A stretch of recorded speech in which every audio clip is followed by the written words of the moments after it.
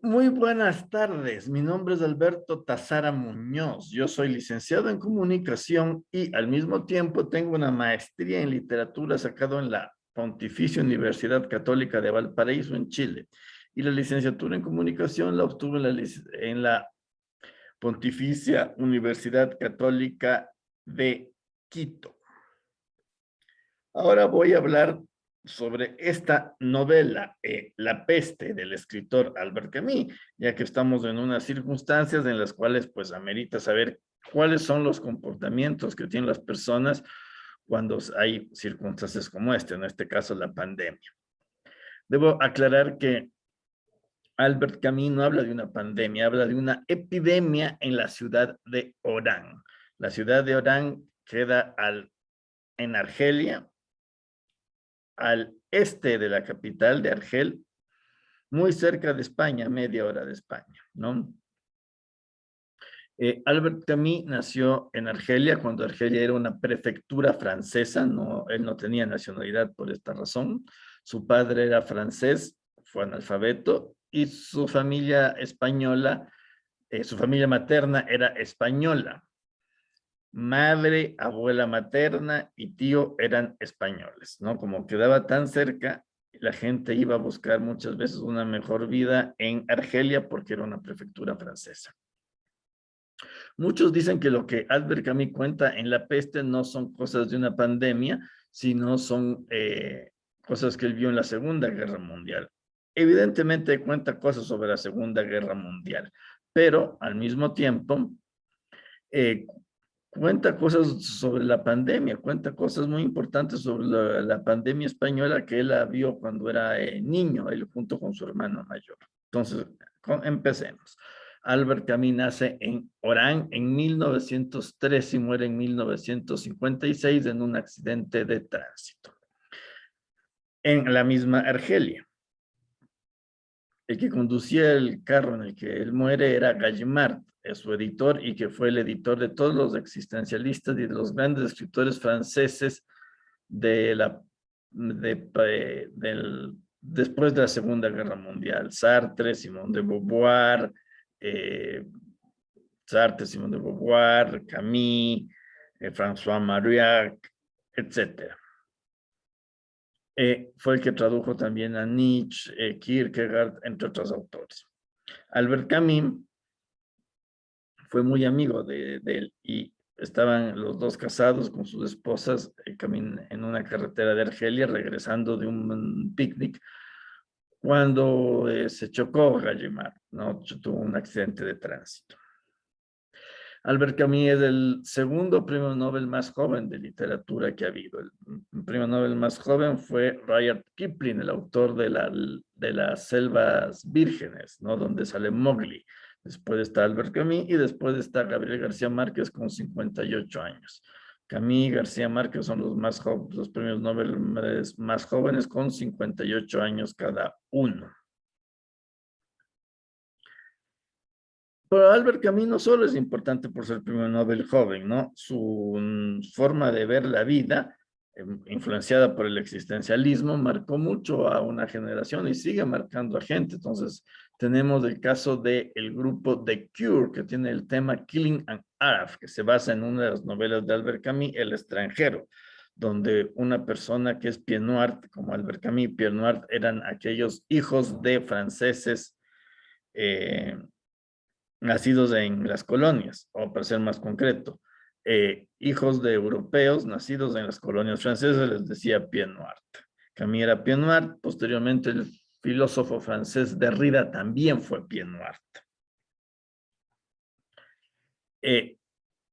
Albert Camus, en esta novela El extranjero, hay un Pied Noir que mata a un árabe a balazos y el grupo británico The Cure hacen un tema que se llama Killing an Arab. Lo pueden ver en la internet. Y también ha influido mucho en varios mangas que se han hecho, han tenido la influencia de Albert Camus. Entonces, empecemos. En la infancia de Albert Camus fue muy, muy dura, una pobreza muy fuerte. Su papá era analfabeto, ¿no? Él vivió la pandemia de la gripe española, que no fue española, fue de Arkansas. En aquel entonces, en la Primera Guerra Mundial, a diferencia de en la Segunda Guerra Mundial, ingleses y franceses y soviéticos pedían a los americanos que interviniesen en la guerra mundial. En la Primera Guerra Mundial, no querían que interviniesen. Y ellos intervinieron, pero les prohibieron. Entonces, lo que hicieron los Estados Unidos fue pedir permiso al gobierno de español de esa época y ellos les dieron permiso para entrar sin la autorización de ingleses, franceses ni rusos. La epidemia, el virus de la epidemia de la gripe española se inauguró en Arkansas y los soldados americanos que fueron a España lo contagiaron a los españoles, ¿no? Entonces, España fue el primer foco de la pandemia y por eso se le considera como la gripe española. A raíz de esto, la familia de Albert Camus quedó muy pobre. El padre, que era analfabeto, se metió de voluntario en la Segunda Guerra Mundial, en la Primera Guerra Mundial, perdón, y no regresó. Entonces, él vivió con su familia materna, que eran españoles. La madre era sordomuda, empleada de servicio doméstico. El tío era sordomudo, empleado de servicio doméstico, y la abuela materna era una mujer, una viuda muy rigurosa, que azotaba a Camilla, su hermano, con un vergajo, ¿no? El vergajo es el pene del toro al que se le vacía por dentro, se le pone arena y es como un látigo. Albert Camus se quedó con las cicatrices de esa, en la piel de esos castigos, ¿no? Le castigaba por jugar el fútbol. Posteriormente, él fue un futbolista reconocido y metió un gol a Francia en un partido importante que hubo entre Francia y la prefectura argelina. Albert Camus, la forma, él vivía en una casa al estilo francés donde hay varios pisos y en cada piso hay una letrina por piso, ¿no? Entonces era bastante desagradable tener que utilizar esa letrina por piso. Albert Camus, al mismo tiempo, la forma que salió de la pobreza fue que fue un muy buen alumno en la primaria. Eso lo describe en la biografía, que él no terminó, que la encontraron sus hijos en el auto en que se accidentó. Y este profesor francés le dijo que la única manera de que pudiera salir de la pobreza era entrando al magisterio. Entrar al magisterio francés es muy complicado, ¿no? Es extremadamente difícil, ¿no? Y él lo consiguió, entró a ser profesor del magisterio francés, pero ahí enferma de tuberculosis y se va a Austria, a un sanatorio de tuberculosis. Fue el mismo sanatorio en que estuvo el otro escritor, Franz Kafka, donde murió Franz Kafka de tuberculosis. Franz Kafka murió de tuberculosis en el mismo sanatorio en que Camus se curó de la tuberculosis. Entonces ahí él siente una desazón frente a la existencia, no un deseo de suicidarse, una desazón frente a la existencia que él le llama el sinsentido de la vida, que en algunos casos puede llevar al suicidio, ¿no? Pero que él no lo recomendaba porque decía que la vida es lo único que tenemos, ¿no? Él no creía en ningún tipo de creencia religiosa ni espiritual, no era ateo. Sus obras más importantes son El extranjero, El mito de Sísifo, donde habla sobre el sinsentido de la existencia. Las dos se publicaron juntas. La peste, que es la que vamos a hablar ahora. Y El hombre rebelde, que es una crítica a las rebeliones que se han realizado a lo largo de la historia. Muchos piensan que es un elogio a las rebeliones, no, esto lo contrario, es una crítica a las rebeliones. Inclusive parece que él sentía simpatía por las repúblicas democráticas, digamos, con un sistema económico liberal. En esta novela, en este ensayo, El hombre rebelde, trata Lenin de un filósofo mediocre y un hombre cruel, y al mismo tiempo dice que el sistema de Delano Roosevelt es un sistema económico excelente. Esto ha escandalizado a muchos. Y cuando le dieron el premio Nobel, varias personas de izquierda estuvieron criticándole, insultándole la salida del palacio del Palacio Real sueco, donde le dieron el Nobel. Tiene la caída, que es para mí el mejor libro que él tiene, excelente novela, ¿no? Es un monólogo que se realiza en Holanda, ¿no? Y habla sobre la relación de un hombre con su esposa que intenta suicidarse, que a su vez se basa en la relación que él tuvo con su esposa. Él fue mujeriego, pero se casó una sola vez, y su esposa era hija de el último presidente español antes de la dictadura de Franco, que era socialista, ¿no? Parece que el derrocamiento del padre le afectó mucho y tenía pseudos intentos de suicidio.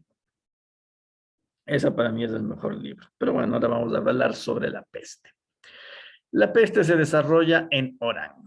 Hay una epidemia de peste bubónica, ¿no? Producida por las ratas, y las autoridades francesas deciden cercar la ciudad de Orán en una muralla, ¿no? Y impiden que la gente salga de la ciudad y que entre gente a la ciudad. Y era una ciudad comercial muy importante. Entonces se somete a cuarentena, empiezan a quebrar los negocios, empieza a suicidarse la gente y otras empiezan a morir abruptamente.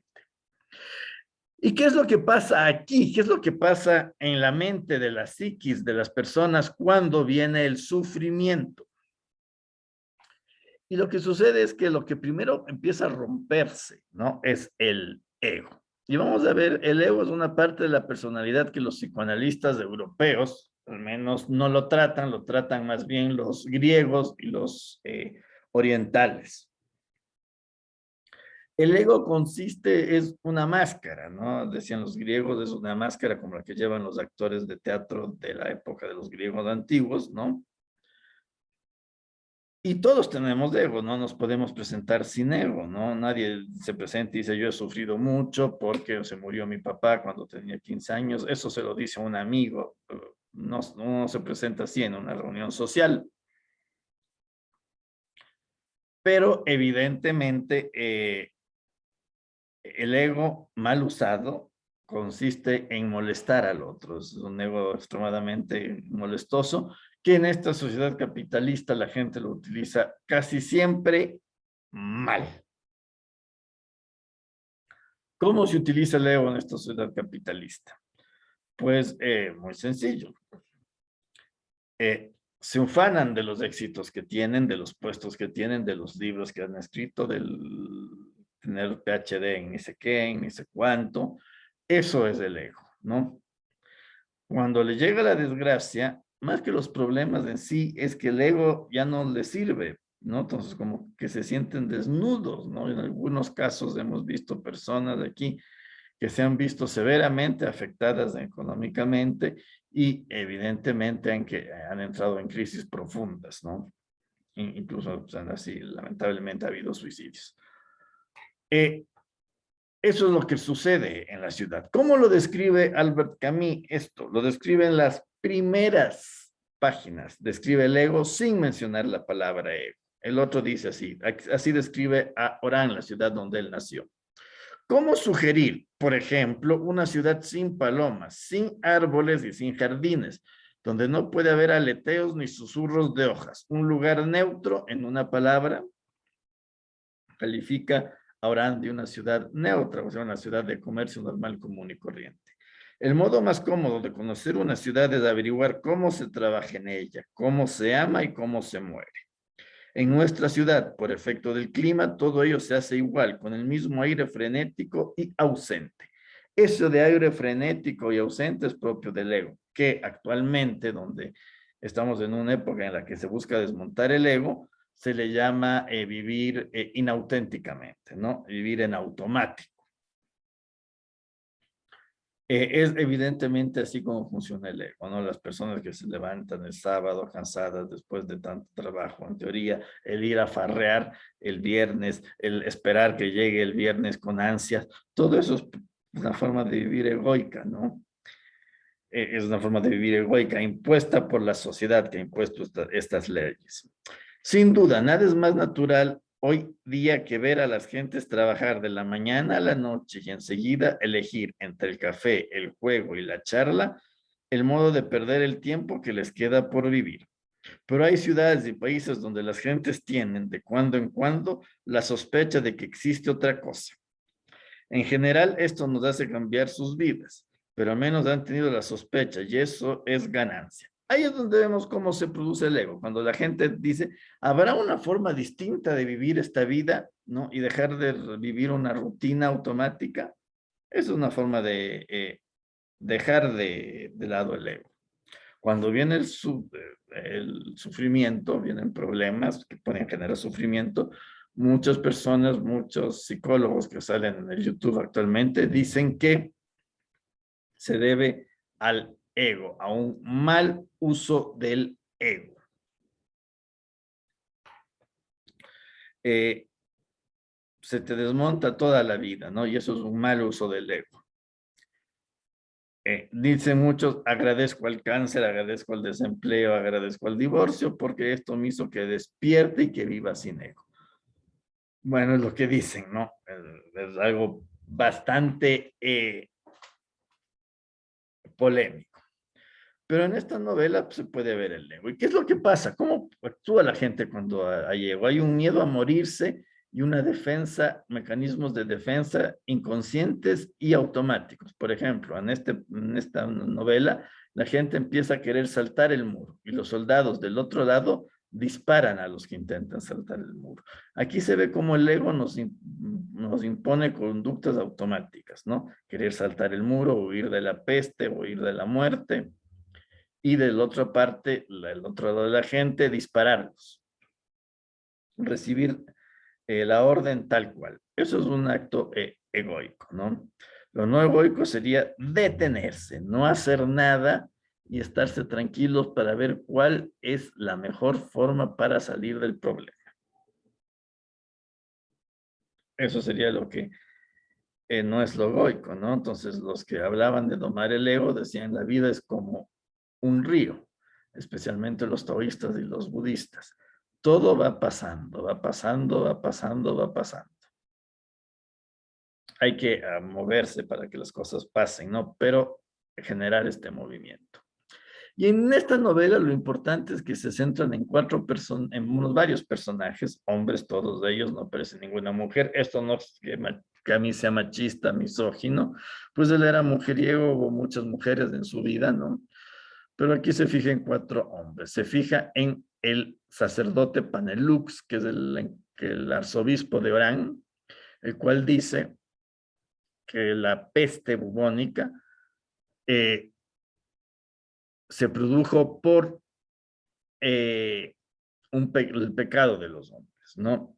Es la visión tradicional de las religiones, no de las personas espirituales.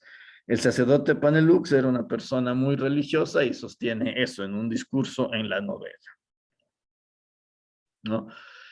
Antes de eso, la gente iba a misa pues de forma automática porque era lo que siempre han hecho en su vida. Aquí no, aquí el sacerdote Panelux dice que por sus pecados es que ha caído esta peste y se nos ha sometido a cuarentena. Ya que estamos hablando de la religión, es muy importante hablar sobre lo que es la cuarentena. La cuarentena son los 40 días que estuvo Juan el Bautista y Jesús de Nazaret en el desierto, ¿no? Y esos 40 días que estuvieron en el desierto lo hicieron para conocerse ellos mismos y para saber que son capaces de vivir por sí mismos, ¿no? Es muy importante eso, y es muy importante ver las distintas opiniones que las personas actualmente han sentido de la cuarentena, ¿no? Muchos les quebraron los negocios, muchos entraron en pánico, muchos sintieron una angustia muy fuerte, eh, pero sí, la cuarentena es esa. Hay algunos que han visto su pasado, han visto todos sus errores, han visto toda la película de sus vidas, porque nuestro pasado es como una película, en estos 40 días de cuarentena, ¿no? Es extraño que la gente cuando vengan estas epidemias se les someta a cuarentena. Algún médico sabrá la razón exactamente, ¿no? Pero la cuarentena son los 40 días que estuvieron Juan el Bautista y Jesús de Nazaret en el desierto.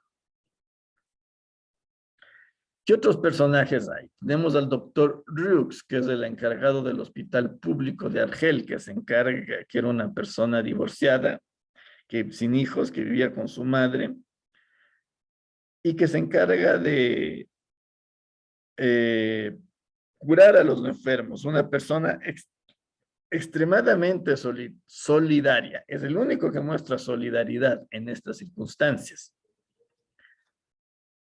Tenemos un personaje extremadamente controversial que lo vemos ahora en varias páginas de internet que se llama Cotard.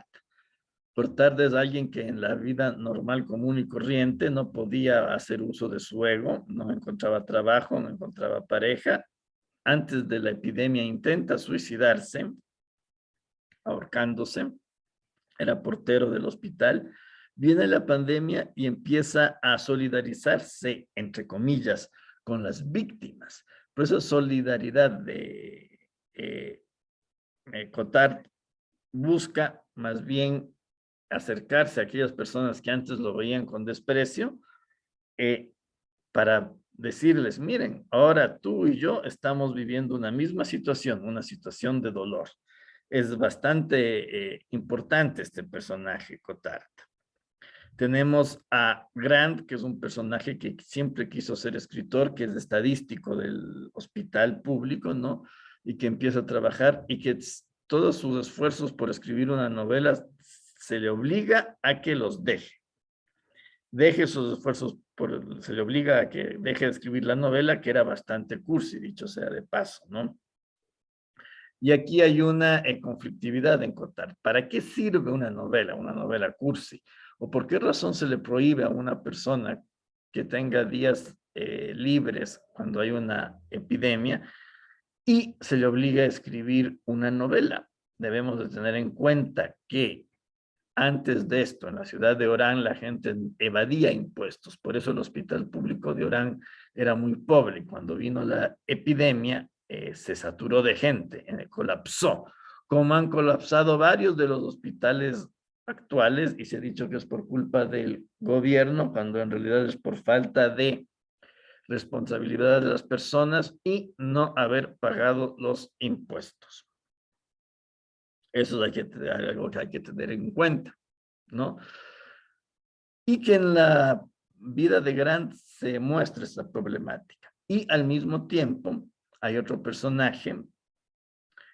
Este personaje se llama Rambert. Rambert es el malo de la película, el que nunca deja de tener ego. Es un periodista, el periodista de un importante medio de comunicación en Orán, y anda obsesionado por encontrar grupos a los cuales pagar plata para que le dejen salir de la ciudad e irse a Argel y encontrar a la mujer de su vida. Él es divorciado y encontró a la mujer de su vida tarde con alguien mucho más joven. Es el personaje malo de esta historia, ¿no? Es más egocéntrico, que no le interesa el sufrimiento de los otros y que hace todo lo posible por querer salir de la ciudad. Ese es el personaje. Y tenemos a Tarrow, que es otro de los especialistas en estadística, que es muy cercano a Riux y que él vio en la Primera Guerra Mundial, en la parte de Hungría, varios fusilamientos, ¿no? Entonces se encuentra muy marcado por el dolor humano. Y ahora que ve que la gente sufre y que pierde sus negocios y que se suicidaba, él quiere ayudarles a eso. Y hace todo lo posible por ayudarlos. Dentro de esa ayuda de estos personajes, de Riux, Cotard, Grant, hay un deseo de querer decirles, miren, ustedes, por su egoísmo, no hubo plata para tener un buen hospital público y ahora colapsó. O miren, ahora que vino esta epidemia, ustedes han roto ese egoísmo. Eso es lo irónico de esta novela, ¿no? Tarro es el nombre, él muere al final de la novela, es las últimas víctimas de la peste bubónica, ¿no? Muere con la peste. Esa es la gracia de estos 4 personajes, ¿no? Al mismo tiempo, en la novela uno puede ver también algo que es típico en toda la obra de Camus, especialmente en el extranjero, que hace uso de lo grotesco, ¿no? Se narran situaciones muy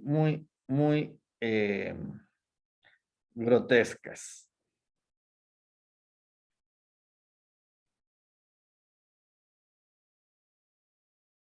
Por ejemplo, se describe como un viejo escupía a los gatos. Esto se ve también en las primeras partes de la novela El extranjero. Hay un viejo que escupe a los gatos, ¿no? Y aquí también hay un viejo que escupe a los gatos. Es extremadamente grotesco esto. Y esto aparece cuando recién empieza la peste.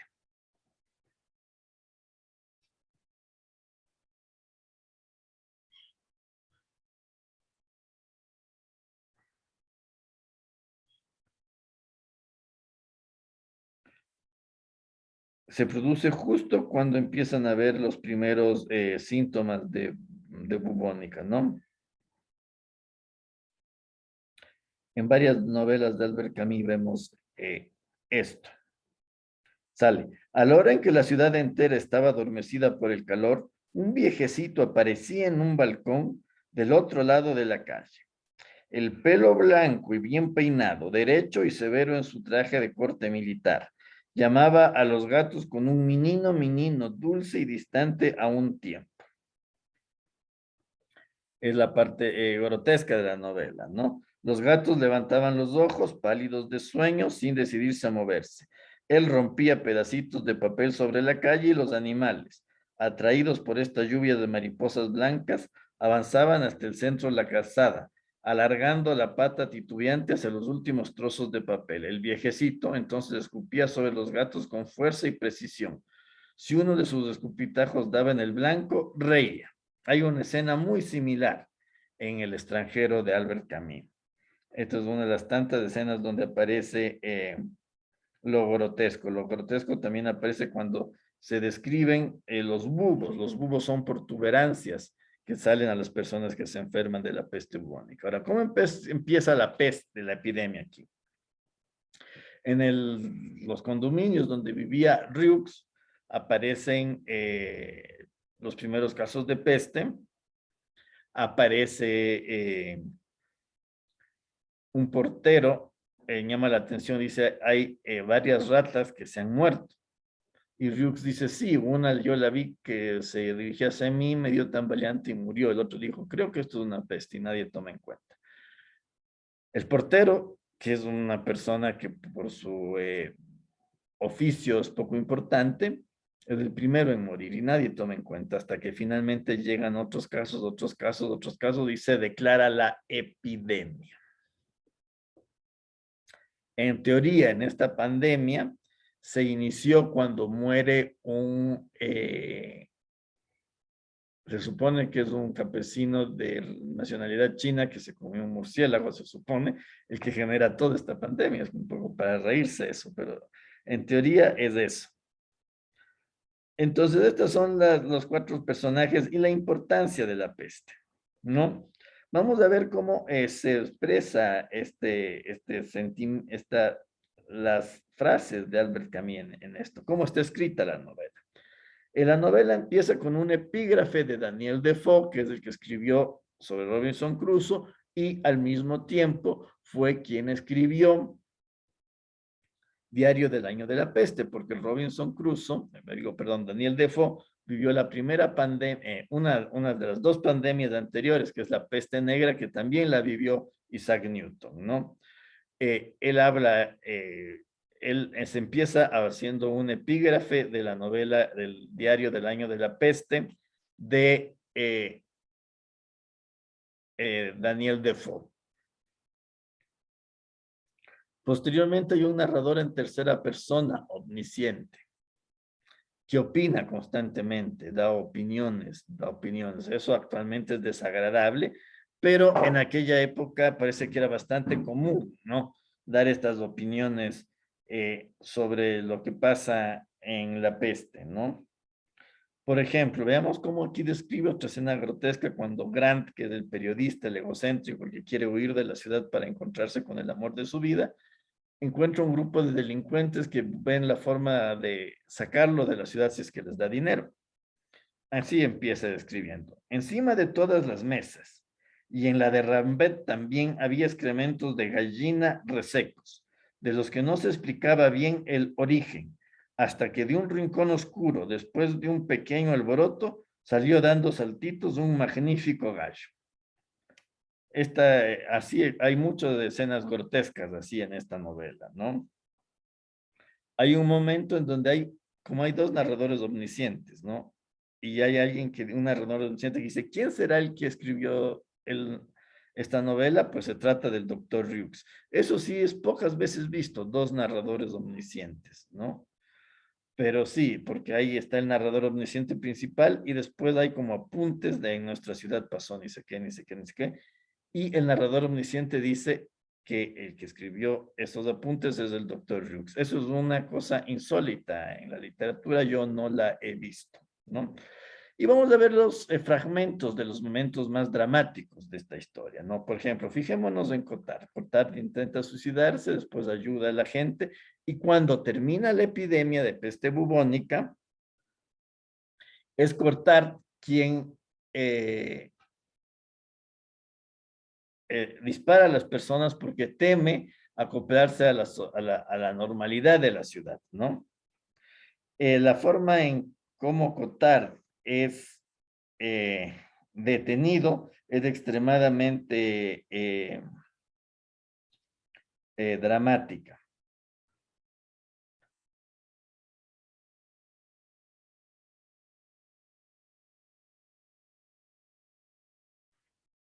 Está escrito así.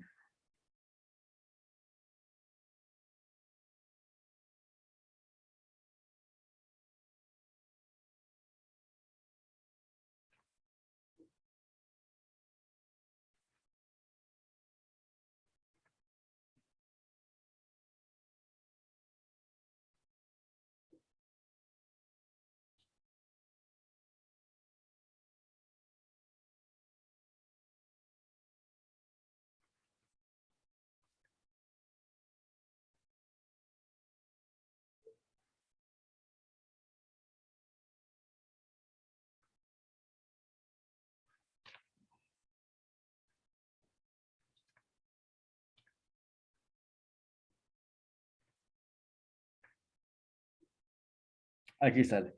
Pero sí, dijo Cotard, salvos imprevistos y siempre hay algo imprevisto. Tarrol hizo notar que, desde luego, la prefectura había previsto, en cierto modo, lo imprevisto, instituyendo un plazo de 2 semanas antes de abrir las puertas. Han hecho bien, dijo Cotard, siempre sombrío y agitado, porque tal como van las cosas, podría ser que hubiesen hablado en balde. Tarró no le creía posible, pero le parecía que era mejor afrontar la próxima apertura de la puerta y la vuelta a la vida normal. Admitámoslo, dijo Cotard, admitámoslo.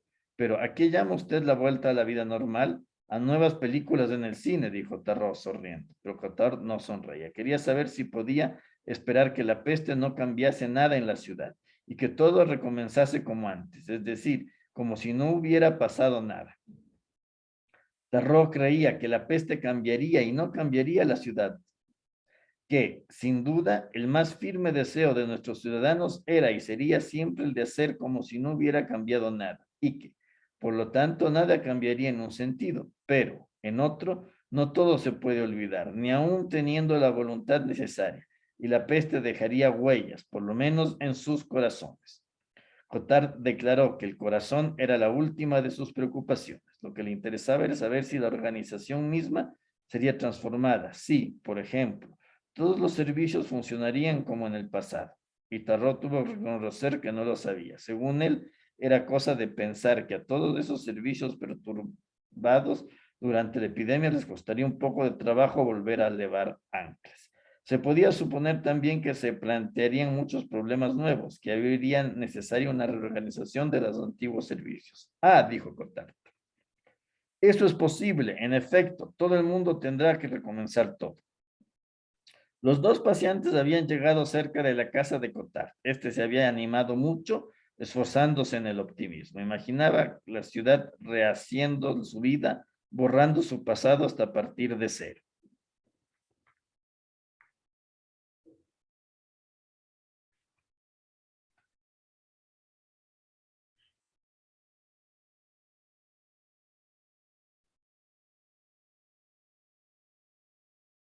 Es el miedo de Cotard, ¿no? A formar parte de la vida en la que él no podía, debido a sus faltas de estudios, hacer uso del ego, que es lo que hacemos todos nosotros. Ese es uno de los momentos de eh, más deprimentes, digamos yo, de la novela.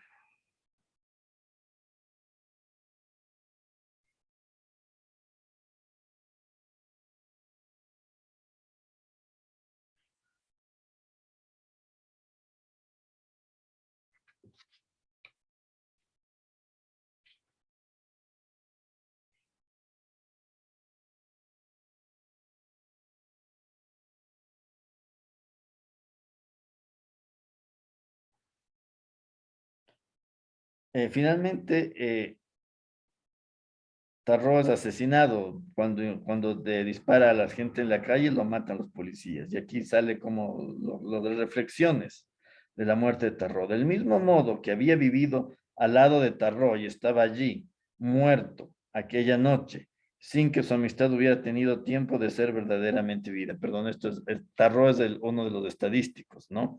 Y es el amigo de Riux, el que tiene recuerdos de la Primera Guerra Mundial, ¿no? Hablan sobre cómo se presenta la muerte en las personas. En este caso se presenta de muerte de la forma inesperada. Y al presentarse de la forma inesperada, uno cae en cuenta que nunca ha convivido realmente con esas personas, ¿no? ¿Cuántas veces nos ha pasado aquí en esta parte, personas que han perdido a sus seres queridos, que los extrañan, ¿ah? O si alguien ha tenido la muerte inesperada de un ser querido, le debe haber dolido mucho, ¿no? Debe haber sido algo muy inesperado, muy sorprendente. Yo pienso que sí. La muerte también de un ser querido implica no verlo más, no ver más su parte física. Y aquí eso es bastante doloroso, ¿no? Como se habla sobre la muerte. Y dice, del mismo modo que había vivido al lado de Tarro y estaba allí, muerto, aquella noche, sin que su amistad hubiera tenido tiempo de ser verdaderamente vivida. Hemos vivido con personas y cuando se mueren los extrañamos. Esto es algo que sintió Camille cuando muchos de sus amigos fueron asesinados por los nazis en la Segunda Guerra Mundial, que es una de las características del ego. Vivir mecánicamente, hola, buenos días, ¿cómo estás? Buenas noches, etcétera, yo te quiero mucho. Eso es vivir en el ego, es vivir en automático, como dicen las personas.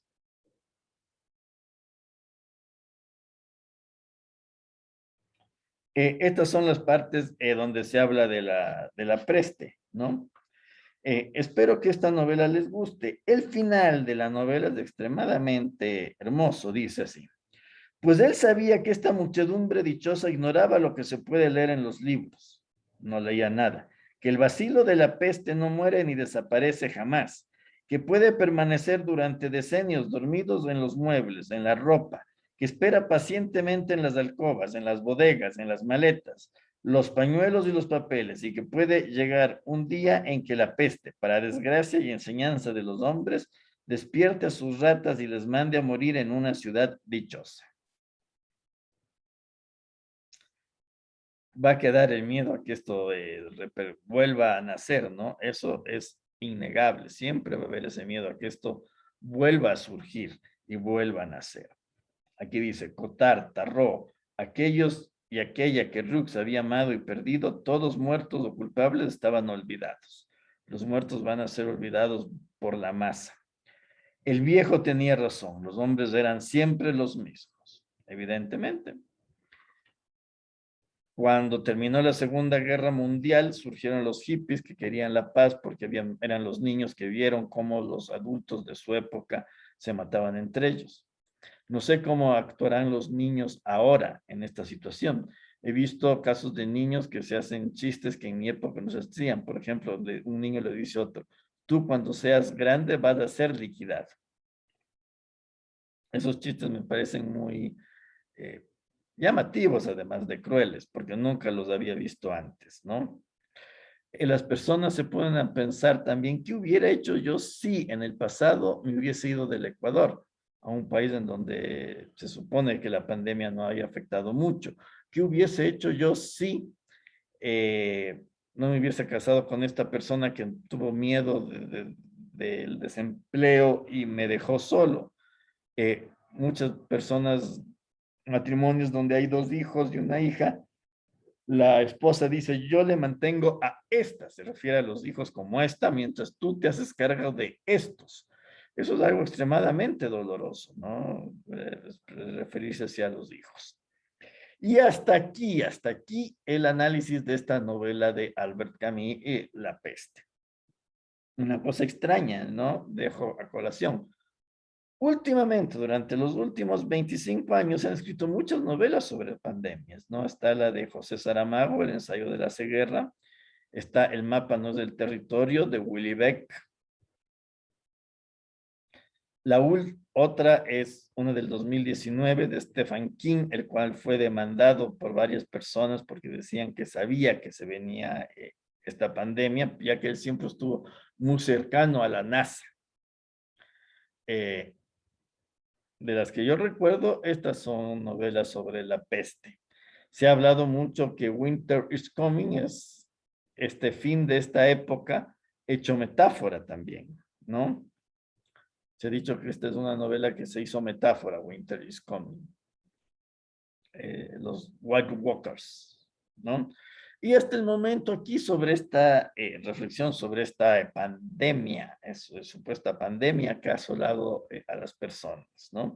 En otros vídeos voy a seguir hablando de otros libros que hablan ya no solo de la pandemia, sino de algo relacionado a la pandemia, que es de las innovaciones tecnológicas que se están haciendo, ¿no? Para evitar la pandemia, de los cuales hablaron otros escritores como Carlos Fuentes y Alvin Toffel, ambos profesores de la Universidad de Harvard.